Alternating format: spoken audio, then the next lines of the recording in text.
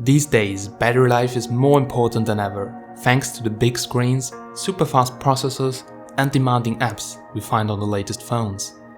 Making your mind up over which smartphone to spend your money on can be quite challenging. It's a given that we're usually after a smartphone with great performance and a good camera for those selfies, but we think battery life is the most important thing to look out for.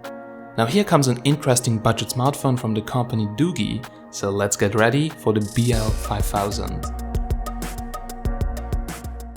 Most phones these days pack a bigger battery than the phones of old. When making your decision, it's best to look at the battery size, mAh, to give you a bit of an indication of how long lasting the phone should be. The BL5000 comes, as the name suggests, with a 5050 mAh battery, which is impressive. Other specs include a 5.5-inch 1080p IPS panel, 4GB of RAM, 64GB of ROM, the MT6750T octa-core processor, and dual 13-megapixel cameras. All that comes directly from China for only $140. But how can a phone with those specs be so cheap? Well, let's see if it lives up to its promise. The phone looks a bit like the HTC U Ultra and feels a bit bulky. Its build quality is very good, but the materials could be better. What looks like shiny glass on the back is just plastic that can be scratched easily and get some dents when you drop it. That's probably why they include a transparent silicone rubber case with the charger and charging cable inside of the box. The phone comes already with a screen protector on, but that does not cover the whole front because the phone is slightly curved on the outer edges, which looks pretty good to be honest. At the top of the frame there is a headphone jack, and at the bottom there is a single speaker behind the speaker grid and an old micro USB port. The buttons are all placed on the right hand side and the power button is far up on the frame, which does not feel so convenient to press. On the left hand side there's the dual SIM slot. That means you can use 2 SIM cards or 1 SIM and 1 microSD to extend your internal memory. The display looks really good, no oversaturated colors, good viewing angles, and it's sharp. Definitely a good IPS panel. And at the top there is an 8-megapixel f2.2 front-facing camera, a front LED flash and a good sounding earpiece. At the bottom we have a home button with Fingerprint Scanner, but no capacitive touch buttons. And the home button can be used as a back button, but there are still on-screen buttons and no capacitive touch buttons, which I think is a waste of space and doesn't feel that good to me. The charger inside of the box is a Pump Express 3.0 compatible charger with a maximum output of 24 watts, which is impressive. In my tests I could charge it to 40% power in 15 minutes and charge it to the full capacity within 2 hours. That's really good for such a huge battery phone, but I can't tell you how good the phone's battery will be in the future. This really depends on what kind of battery Doogee has built in. However, battery life is good. With very heavy use, it lasts for me a bit more than a day. Some moderate users will easily get around 1.5 to 2 days with one charge, and if you really run out of juice, you can recharge it quite fast without overheating. So very good job on the battery, Doogee. Now the phone comes with Android 7.0 and Doogee's own UI, which feels a bit weird first, but I got used to it pretty fast. Now the phone comes with several bugs because it's a pre-release sample, but let's see if this gets fixed. Now usually they work on the latest phones for a few months and provide updates, but also on the Facebook side I saw some people complaining that there are still no updates on their old phones. So if you buy a Chinese phone, you need to keep that in mind, that there are maybe no future updates. But so far I think Doogee did well with updates, and at least the ROM is very clean, comes with no bloat, and also some extras like gestures, split screen and built-in screen recording. Wi-Fi performance is good, and also I had no problems with 3G, 4G or GPS while using it for navigation.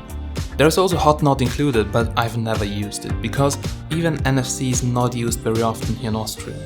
Now the call quality was also good and the earpiece is loud enough.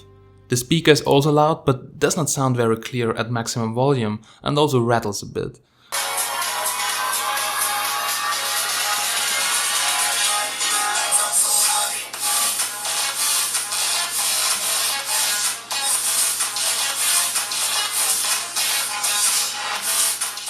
So sound over the 3.5mm headphone jack sounds normal to me, no weird noise, and it's quite balanced.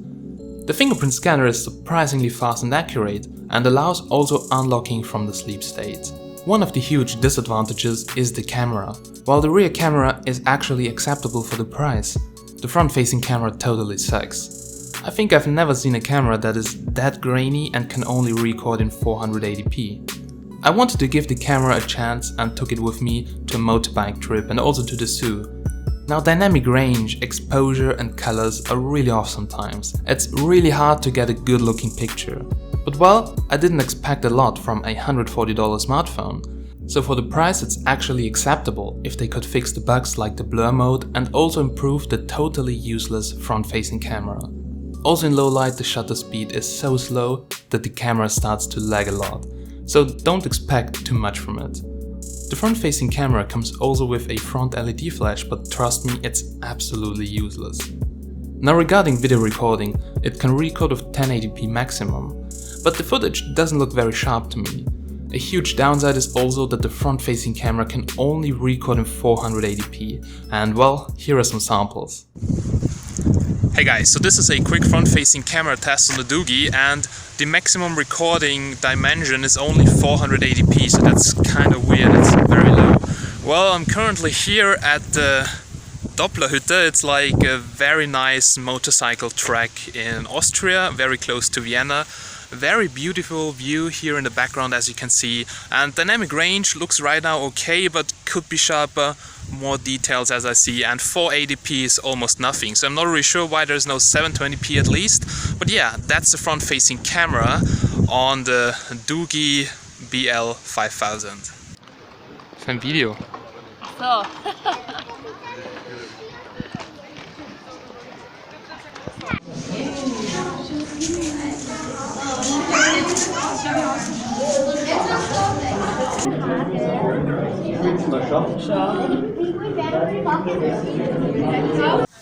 Alright guys, so this is a quick rear camera video test on the smartphone in 1080p with electronic image stabilization. Well, as you can see, there is no continuous autofocus, so I have to tap on the screen and the focus is not really super accurate.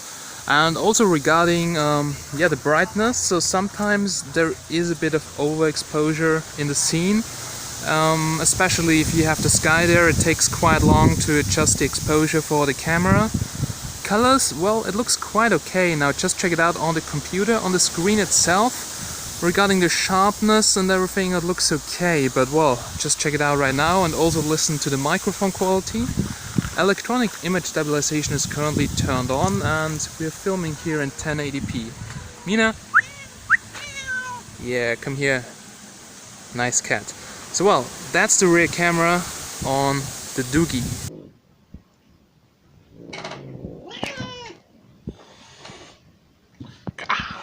Now performance-wise, the phone is not too bad. You can play most of the games with an acceptable frame rate, but there can be occasional frame drops. And also I didn't experience any signs of overheating so far. Now the MTK6750T works fine in the smartphone and is really okay for moderate use in web browsing. But yeah, let's talk about my final conclusion. Alright, so let's talk about my final conclusion and those big battery smartphones in general. So well, I actually love big battery smartphones. Now, usually I have two phones with me, one of those big battery smartphones where I do all my social media, where I check my emails, just use it for Facebook in the morning, you know. You have to choose in that phone all the time. So even as a heavy user, I have almost 2 days of battery life in that smartphone. So that's actually pretty good, but I would never use such a smartphone as my main phone. So don't get me wrong, I know it's a budget phone, it's cheap, and for the price actually it's quite good if you're looking for a big battery phone with an okay performance. Now big battery phones in the past, they were also okay, but they had that 1 GHz MediaTek processor which was totally crappy. The OS did lag, you couldn't play any games, it was just horrible. Now performance wise it's not too bad for the price right now, but also the battery life is not that good anymore. So on those old big battery smartphones I could get like 3-4 days, hell even up to a week. But here on this one, well, it's around 2 days with my use.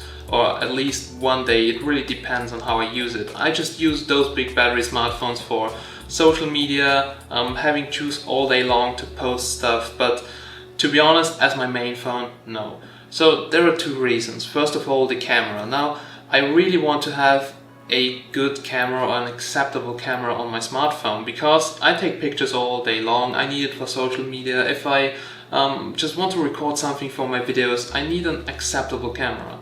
This is why I'm getting the LG G6. Now, the LG G6 has not the best camera on the market, but I have wide angle and an acceptable image quality, and it's also not super expensive. So the LG G6 will be my main smartphone next week. So I'm currently waiting for it to arrive.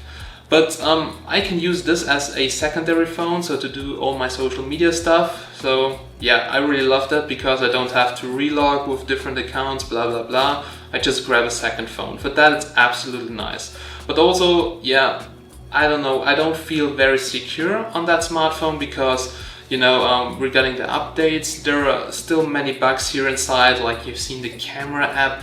Now sometimes it crashes.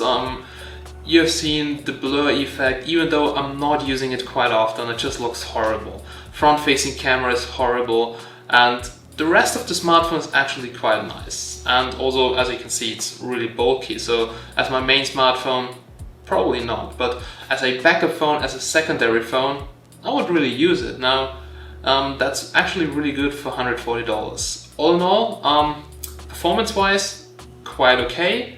Battery life, very good, also the charging speeds, but regarding, yeah, you know, camera and all that, no, definitely not. So I really hope that you guys have enjoyed this video and that you have learned something about Doogee. So the company has really improved, and I even saw them on the MWC in Barcelona, and there were not so many Chinese companies, I think only Verni and some other companies, but yeah, definitely better than most of those Yumi crap phones. And yeah, if you're into big battery smartphones, there's also the Ukitel K6000, Ukitel K10000, which has even a 10,000 mAh battery, which is really sick. And you can find all that down below in the description. So yeah, I really hope that you guys have enjoyed this video, and if you want to see more, then please subscribe and stay tuned for more updates. I'm Steven from TechMagnet, and I'll catch you in the next one. Have a nice day.